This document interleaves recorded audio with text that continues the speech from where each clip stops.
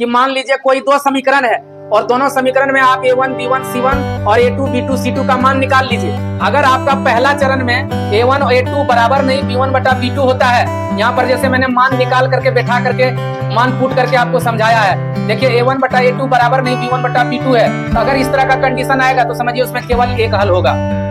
दूसरा कंडीशन है, अगर कोई दो समीकरण है, समीकरण में a1 b1 c1 और a2 b2 c2 का मान निकाल लीजिए।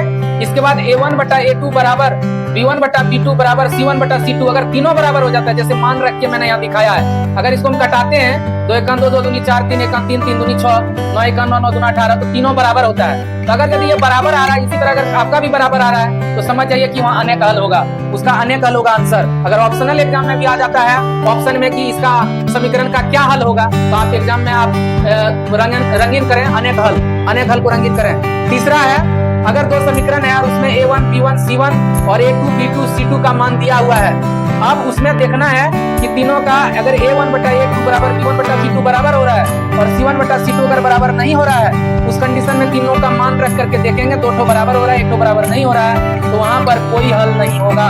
इस तरह का कंडीशन है। अगर ऑप्शनल एग्जाम में आएगा तो आप इससे समझ सकते हैं।